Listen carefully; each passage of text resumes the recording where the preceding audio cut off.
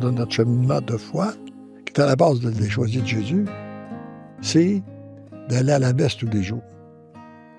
Je me suis imaginé un arbre ou une plante qui pouvait survivre en étant arrosé une fois par semaine. Mais si on l'arrosait une fois par jour, ça pourrait être beaucoup mieux. Alors moi, je me suis dit, mon âme, elle peut vivre en ayant de nourriture une fois par semaine, mais elle est capable de se nourrir tous les jours. Si je la nourris tous les jours, ça va me permettre d'acheminer plus vite. Alors c'est de cette façon que j'ai décidé, à peu près vers l'âge de 40 ans, de me nourrir de l'Eucharistie à chaque jour, et je n'ai pas manqué beaucoup d'Eucharistie depuis ça. Là, c'était des rares exceptions.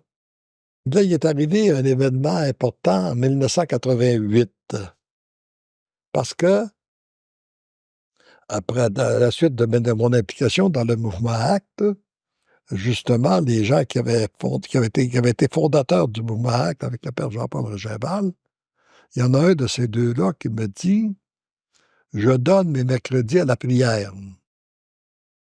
Et puis, avec Monseigneur Mathieu, qui a institué les mercredis de la prière, et puis je trouve ça extraordinaire, puis il me parle de ça, c'est très bien. Puis il dit « Tu viendrais pas? » Ben, j'ai dit « Non. Toi, tu es à la retraite. » Je suis bien d'accord, mais moi, je travaille le mercredi, là. Là, par après, c'est l'autre cofondateur du mouvement qui m'en parle puis qui me demande « Tu viens pas? » Lui, il est dans une semi-retraite. Alors, je lui fais la même réponse. J'ai dit « Non, je travaille. Toi, tu es dans une semi-retraite. Je suis bien d'accord. Mais par après, il y a un autre type, qui est un homme d'affaires, qui me dit « J'ai commencé à donner mes mercredis à la prière, et puis, tu n'aimerais pas venir avec nous autres? » Là, j'ai dit « Non, je travaille. » Mais là, je l'ai dit moins fort. Parce que lui aussi, il travaille. Puis je le regarde. Il t'a dit qu'il y a 2 usines à s'occuper. Et puis, il est un peu plus jeune que moi.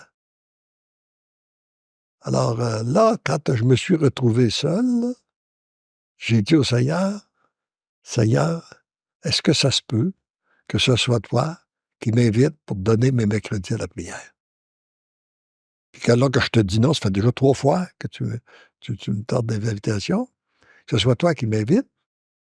Et puis, pourtant, moi, ça fait des années que je te dis « Oui, oui, oui, Seigneur, demande-moi ce que tu voudras, ça va être oui. » Puis là, je te réponds non. Mais là, je dis « Est-ce que ça se peut? » Là, c'est gros ce que tu me demandes, là. Puis à part de ça, j'ai dit « Il ne faudrait pas que je me trompe. » Parce qu'il m'était arrivé de croire que le Seigneur m'avait demandé des choses. Puis après ça, j'ai dit « Non, je me suis trompé, c'était pas lui, ça venait d'autres sources. » Là, j'ai dit « Comment est-ce que je peux faire? Qu'est-ce que je peux bien faire pour faire en sorte d'avoir la confirmation? » J'ai dit « Là, j'aimerais avoir une bonne confirmation. » Je me suis même inventé un mot. J'ai dit « Je veux pas une petite confirmette. Je veux quelque chose de solide pour être sûr que je me trompe pas. » Puis là, il me vient à moi, le Seigneur m'inspire, parce que j'avais appris dans tout ce cheminement de foi-là que ce qui vient du Seigneur, c'est simple. Si on veut savoir si ça vient des hommes ou si ça vient du Seigneur, regardons si c'est simple ou si c'est compliqué. Quand c'est simple, ça vient de Dieu. Puis quand c'est compliqué, ça vient des hommes. Comme je m'ai dit en taquinant les dames, en disant ça peut venir des femmes aussi.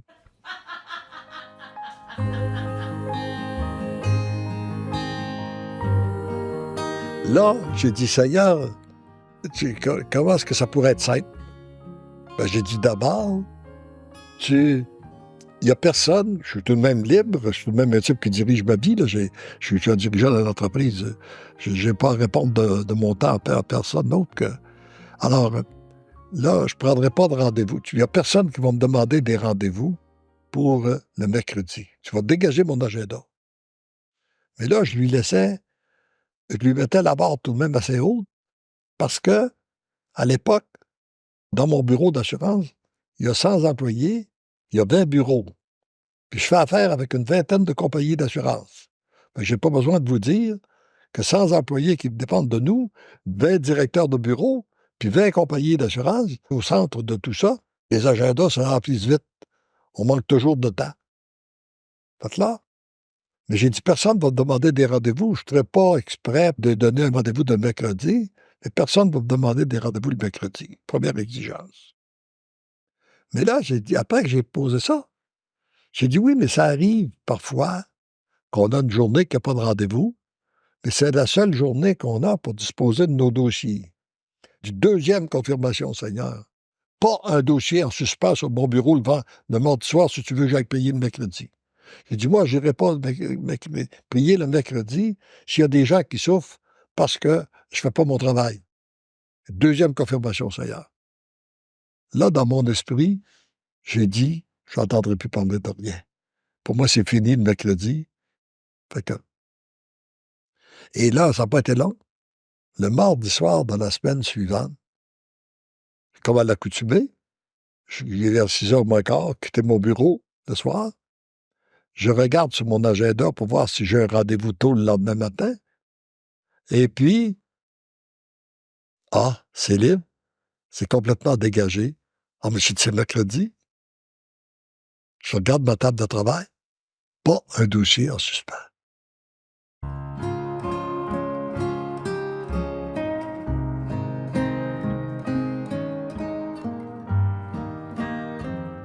Je ne sais pas si vous le savez, qu'est-ce qui peut se passer dans la tête d'un homme d'affaires.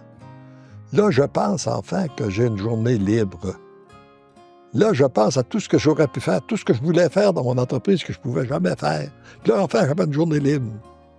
Puis là, je m'en vais prier. Je m'étais habitué d'aller prier le soir, même des fins de semaine. Mais là, en plein milieu de la semaine, le mercredi, 1h30 d'autoroute pour aller prier, je me suis même interrogé sur mon état de santé mentale, savoir qu'est-ce qui m'arrivait. Et ça s'est passé comme ça, 3 mercredis consécutifs. Fait que j'ai dit, Seigneur, j'ai compris. Tu me l'as demandé 3 fois, tu me l'as confirmé 3 fois, je te donne mes mercredis.